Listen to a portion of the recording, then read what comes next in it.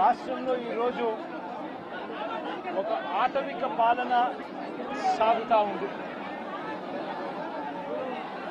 గత 45 రోజులుగా రాష్ట్రంలో పరిస్థితి ఏమిటి అని చెప్పి ఒకసారి ఏ సామాన్యుడిని అడిగినా కూడా ఆ ప్రతి సామాన్యుడి నోట్లో నుంచి కూడా వచ్చే మాట ఒకటి, ఈ రాష్ట్రంలో లా అండ్ ఆర్డర్ లేదు, ఈ రాష్ట్రంలో ఆటవిక పాలన సాగుతూ ఉంది, ఈ రాష్ట్రంలో తెలుగుదేశం పార్టీ వారు ఎవరైనా సరే వాళ్ళు తెలుగుదేశం పార్టీ వారు అయితే చాలు, ఎవరినైనా కూడా వాళ్ళు పోయి కొట్టచ్చు, ఎవరి ఆస్తులైనా కూడా వాళ్ళు ధ్వంసం చేయొచ్చు, ఎవరినైనా హత్య చేయొచ్చు, ఎవరి మీదైనా హత్యా ప్రయత్నం చేయొచ్చు.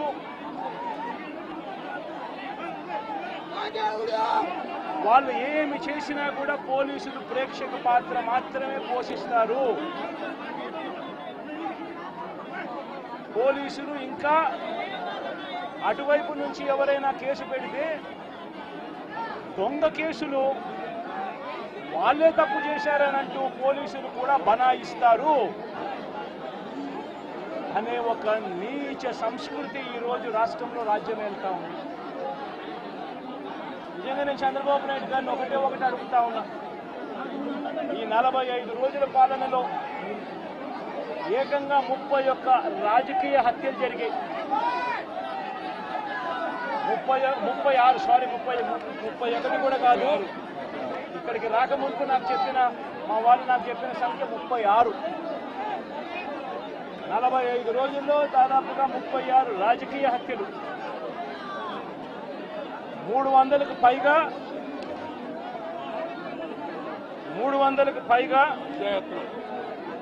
హత్యాయత్నాలు, 300కు పైగా హత్యాయత్నాలు. తెలుగుదేశం పార్టీ వాళ్ళ వేధింపులు భరించలేక 35 మంది ఆత్మహత్యలు చేసుకున్న పరిస్థితులు రాష్ట్రంలో ఉన్నాయి. 560 చోట్ల ప్రైవేట్ ఆస్తులను ధ్వంసం చేశారు. ఇంట్లో చొరబడుతున్నారు, ఆస్తులను ధ్వంసం చేస్తా ఉన్నారు, షాపులను కాల్చేస్తా ఉన్నారు. వైఎస్ఆర్సీపీ సానుభూతి పరుల చీనీ చెట్లను నరికేస్తా ఉన్నారు. ఇటువంటి ప్రైవేట్ ఆస్తులు 560 చోట్ల ప్రైవేట్ ఆస్తులను ధ్వంసం చేశారు. 490 చోట్ల ప్రభుత్వ ఆస్తులను ధ్వంసం చేశారు. 490 చోట్ల ప్రభుత్వ ఆస్తులను ధ్వంసం చేశారు. ఇవి కాక 1000కి పైగా దౌర్జన్యాలు, దాడులు. 1000కి పైగా దౌర్జన్యాలు, దాడులు. ఈ 45 రోజుల్లో తెలుగుదేశం పార్టీ అధికారంలోకి వచ్చిన తర్వాత ఈ రాష్ట్రంలో ఇది లా అండ్ ఆర్డర్ పరిస్థితి. నేను అడుగుతా ఉన్నాను, ఒకసారి ఆలోచన చేయమని అడుగుతా ఉన్నాను, ఎంతటి దారుణంగా లా అండ్ ఆర్డర్ పరిస్థితి ఉంది అన్నదానికి నిదర్శనము ఈ రషీద్ కేసే ఒకటి తీసుకోండి, కావాలంటే రషీద్ కేసే ఒకటి కావాలంటే తీసుకోండి. ఇదే వినుకొండకు ఇంతకు ముందు ఎస్పీగా రవిశంకర్ రెడ్డి అని చెప్పి ఇంతకుముందు ఎస్పీగా ఉన్నారు. మంచి ఆఫీసరు, అప్రైట్ ఆఫీసరు. ఎన్నికల వేళ వీళ్ళకున్న పలుకుబడితో ఆ ఆఫీసర్ను తప్పించేశారు. తర్వాత వీళ్ళకు కావలసిన అధికారిని, బిందు మాధవ్ అనే అధికారిని ఎస్పీగా తెచ్చుకున్నారు. ఈ బిందు మాధవ్ అనే అధికారి ఎస్పీ ఎంత అన్యాయస్తుడనంటే, ఈ అన్యాయమైన ఎస్పీని సస్పెండ్ చేస్తూ ఎన్నికల కమిషనే స్వయంగా నిర్ణయం తీసుకుని ఈ బిందు మాధవ్ అనే అధికారిని సస్పెండ్ చేశారు. దాని తర్వాత ఎన్నికల కమిషనే మల్లికా గర్గ్ అనే ఒక మంచి ఆఫీసర్ను పెట్టింది. ఆ ఆఫీసరు చంద్రబాబు నాయుడు గారు అధికారంలోకి వచ్చిన వెంటనే ఆ ఆఫీసర్ను కూడా పంపించేశాడు. ఆ ఆఫీసర్ చంద్రబాబు నాయుడు గారి మనుషులకు తెలుగుదేశం పార్టీకి సహాయ సహకారాలు అందించను అని చెప్పి ఆ ఆఫీసరు వెళ్ళిపోయిన రోజు కొత్త ఎస్పీ శ్రీనివాసన్ అనే ఆయనను, వీళ్ళకి సంబంధించిన ఆయన శ్రీనివాసన్ ఆయన తెచ్చుకున్నారు. ఈ కొత్త ఎస్పీ వచ్చిన 2 రోజులకే, ఈ కొత్త ఎస్పీ వచ్చిన 2-3 రోజులకే హత్య జరిగింది. ఆ హత్య కూడా ఏమిటి? అత్యంత దారుణంగా నడి రోడ్డు మీద ప్రజలందరూ చూస్తూ ఉండగా అమాయకుడైన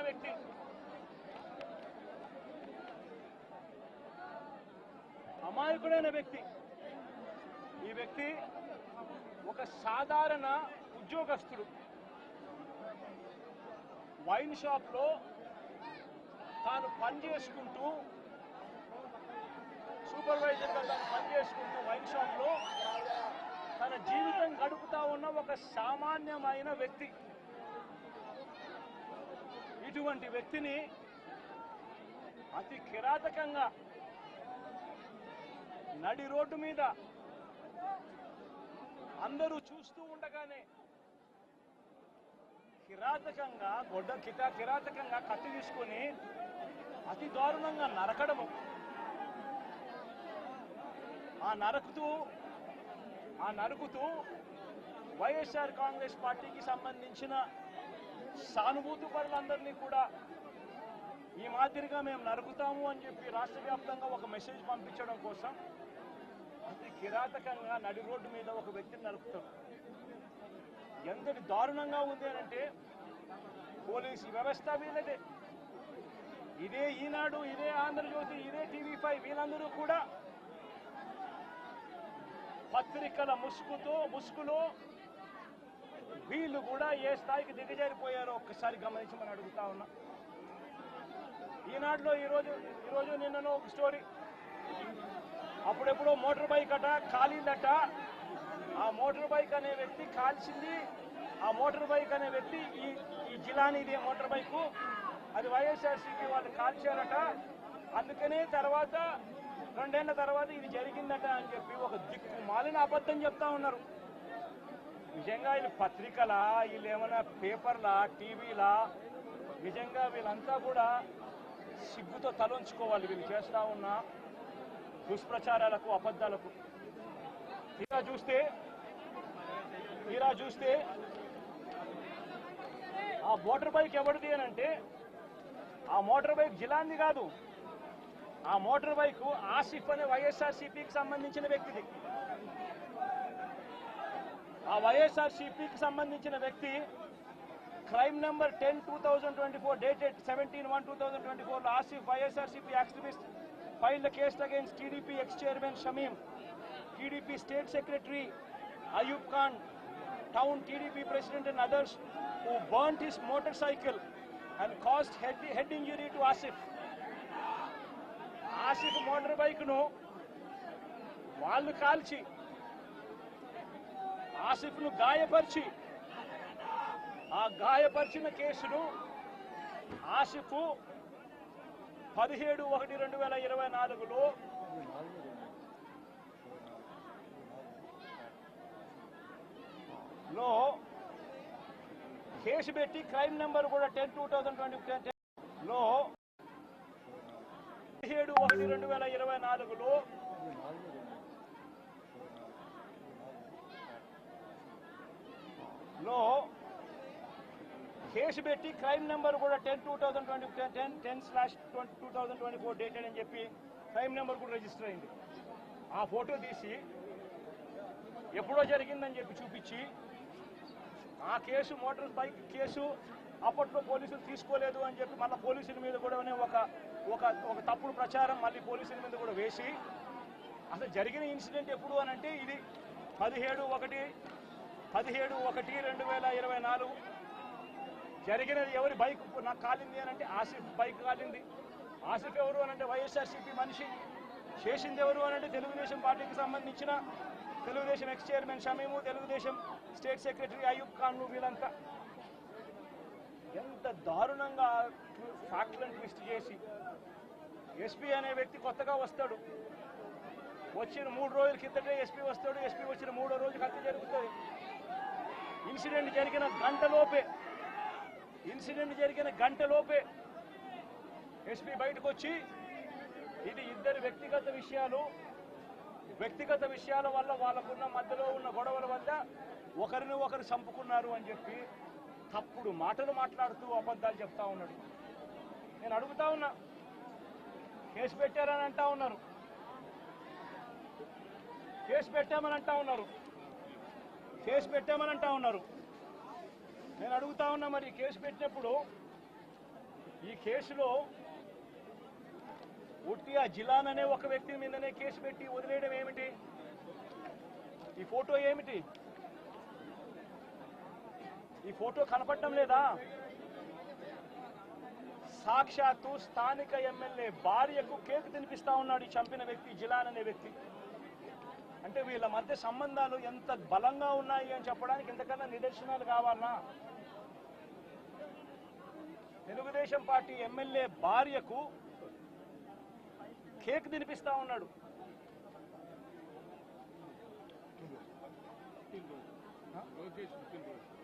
లోకేష్ పుట్టినరోజు నాడున వీళ్ళు కేక్ కట్ చేయడము, ఆ కేక్ మళ్ళీ ఈ జిలాన్ అనే వ్యక్తి ఎమ్మెల్యే భార్య కేక్ తినిపించడం. మరి ఇంత దారుణమైన ఇంత సత్సంబంధాలు కలిగిన వీళ్ళు, ఇది ఎమ్మెల్యేతో ఫోటో,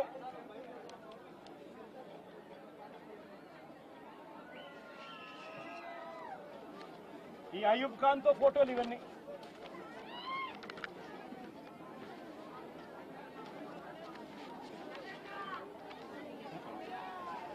ఇది షమీం ఖాన్ తో ఫోటోలు.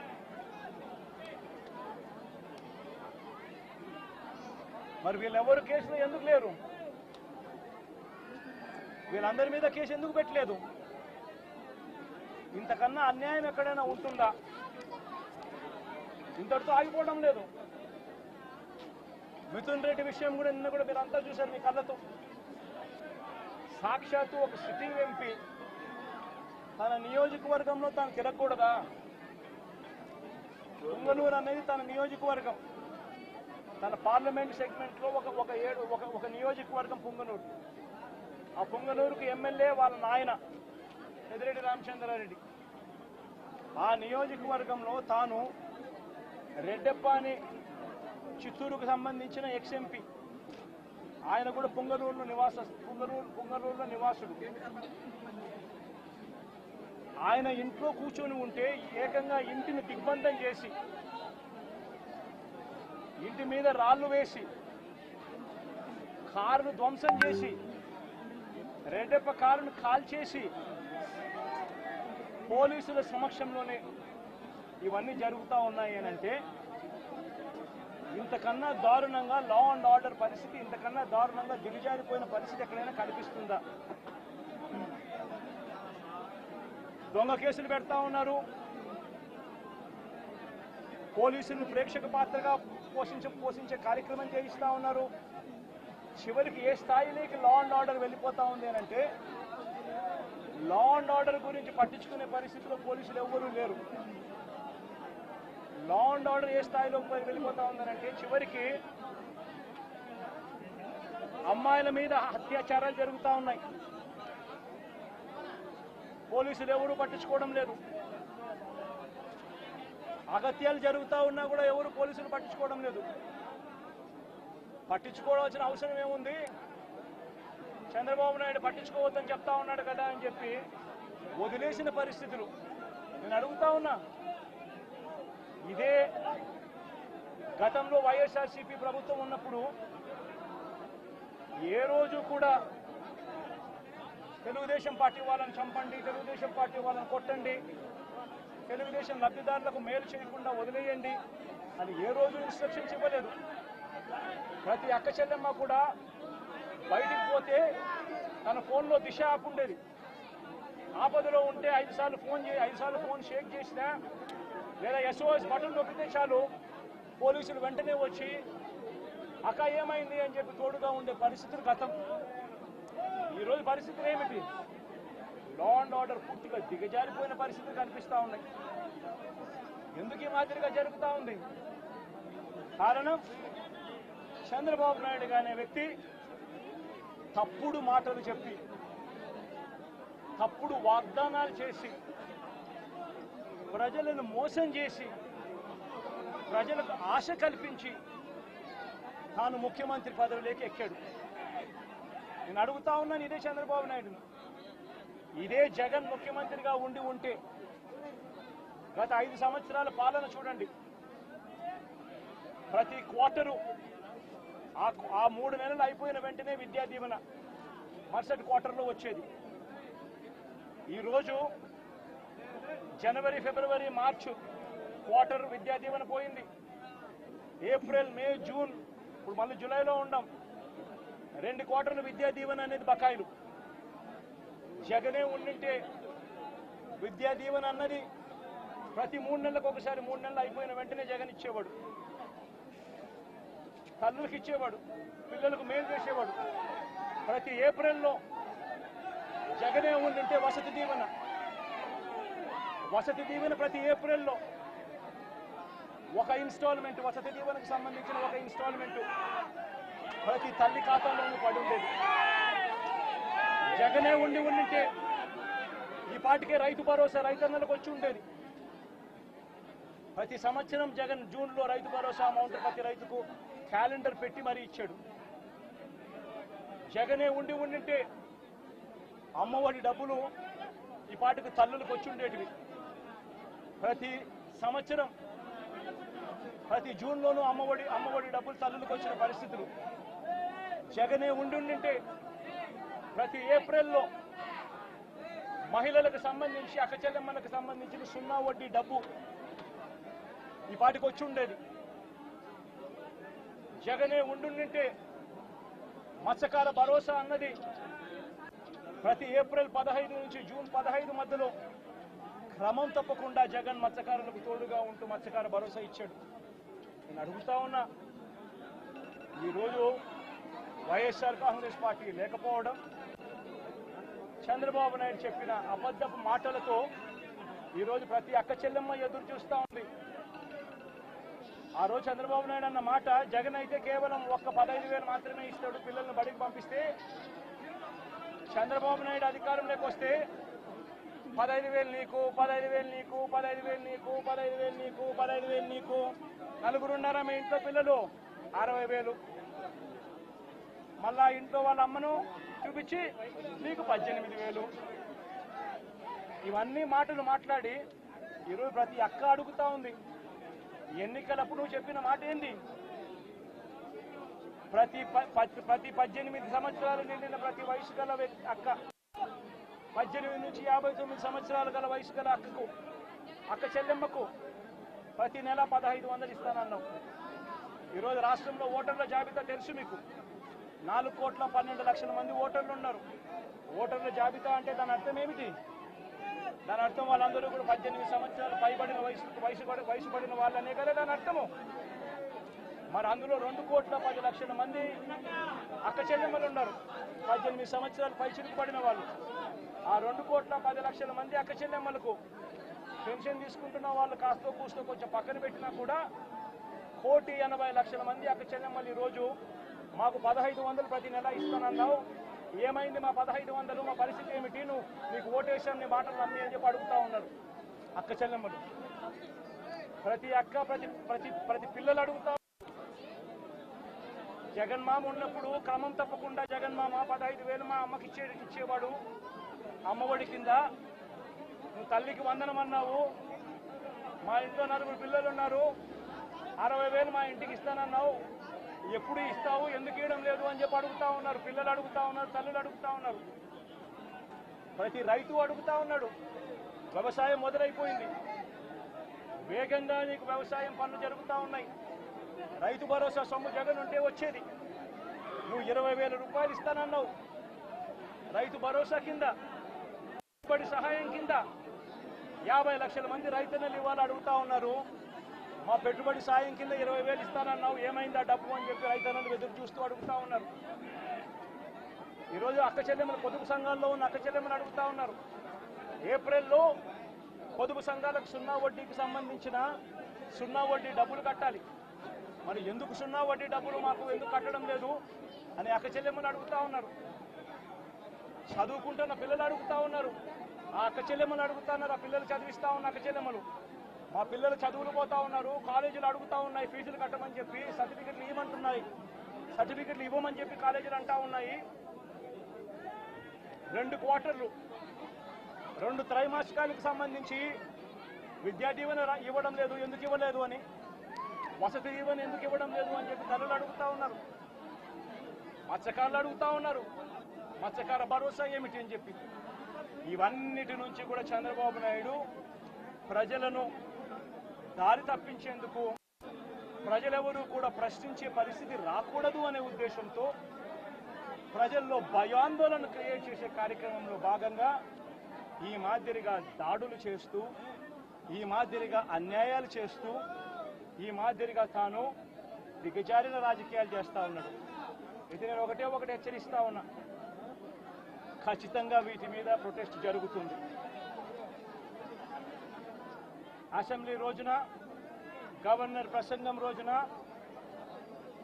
ఉభయ సభలను ఉద్దేశించి గవర్నర్ మాట్లాడే ప్రసంగంలో గవర్నర్ను ఖచ్చితంగా నిలదీస్తూ, గవర్నర్ ప్రసంగాన్ని అడ్డు తగులుతూ, గవర్నర్ను ఖచ్చితంగా నిలదీస్తూ వైఎస్ఆర్సీపీ గలం విప్పుతుంది. దాని తర్వాత ఖచ్చితంగా మళ్ళీ మంగళవారము వైఎస్ఆర్సీపీకి సంబంధించిన ఎమ్మెల్సీలు, ఎమ్మెల్యేలు, ఎంపీలు, రాజ్యసభ సభ్యులు, లోక్సభ సభ్యులు అందరూ కూడా ఢిల్లీకి వెళ్తారు. వెళ్ళి బుధవారము ఢిల్లీలో